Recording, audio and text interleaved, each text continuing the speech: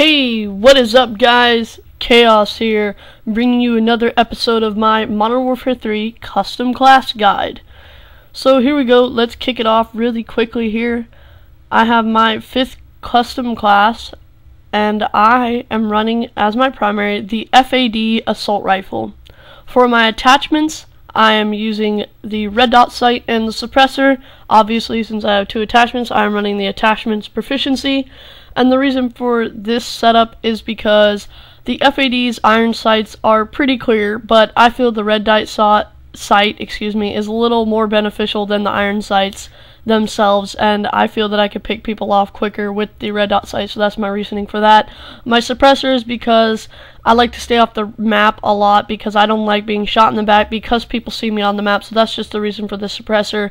And normally when I would use this gunfight is in close to medium range combat. This is because this gun has very quick fire rate, really quick time to kill in my opinion, and it is a very strong competitive assault rifle, especially with its buff in the recent patch.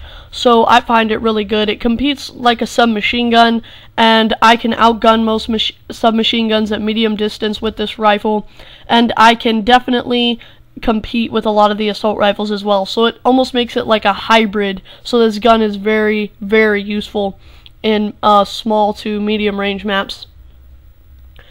Alright, my secondary, I'm going to be running the MP9 submachine pistol using a silencer as usual, the quick killing pocket ACR/MP7 hybrid as my secondary, and I use a suppressor to keep me off the map.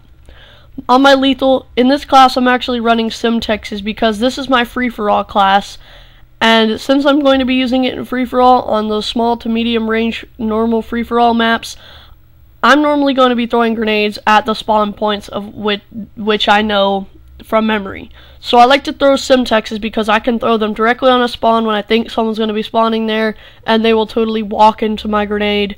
And I don't like timing them on these spawns, so I just throw them at random and hope I get a few kills. So that's the reasoning for Simtexes. I don't want to be caught off guard trying to cook a frag. My tactical, I'm running portable radar because, again, this is my free-for-all MOAB style class, and I want to be able to see people at all times. So I throw a portable radar in a high traffic area and kind of post up and pick people off at medium distance. My perk 1, I'm running Scavenger Pro because, as I said, you are lethal with the extra mags at the beginning. You can really hang back and play I guess in free-for-all you'd be playing more of a campy role if need be, but also you don't have to feel like you have to rush and go change a weapon with somebody else, because in the beginning you have the mags to start off with and play a little campy and relax and get your bearings in the free-for-all map and see how the other opponents play before, you know, pushing out and getting yourself killed if they're good players. Again, I'm running Assassin as usual because I like to be kept off the map at all times. It really is beneficial to staying alive.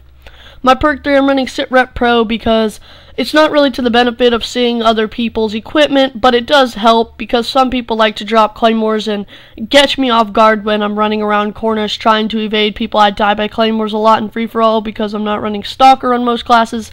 So here we go, Sitrep Pro, because that's a little bit of a benefit, but mostly because with Pro version, it's louder enemy footsteps, and since I play with a Triton AX180 gaming headset, I want to be able to sound toward people, and Sitrep Pro really helps me do that efficiently. My strike package, again, I'm going for free-for-all MOABs, so I'm using my specialist. I'm running Marksman as my first tier perk because that way, if I ever get into a long-range engagement, quick into my kill streak, I can get people long range, and I can compete with the other assault rifles if there are assault rifles on this map. My second slot, I'm running Sleight of Hand because in free-for-all, the spawns are very hectic in Modern Warfare 3, and I do not want to be caught off guard reloading. So I try to throw Sleight of Hand as early as possible, and that's why I have it in my 4th slot. Now, Quick Draw is my last slot because if I'm going on a MOAB streak, I don't want to die to not being able to pull out my sights, so therefore I run Quick Draw as my 6th specialist perk so I can pull up my gun sights and win more gunfights. Alrighty, now my death streak, I'm running Juiced because, again, if I'm getting spawn trapped because of these spawns on free-for-all, I want to be able to try to run away and get into a safe corner, get my bearings, and get back on the track to winning if I'm not going on a MOAB streak.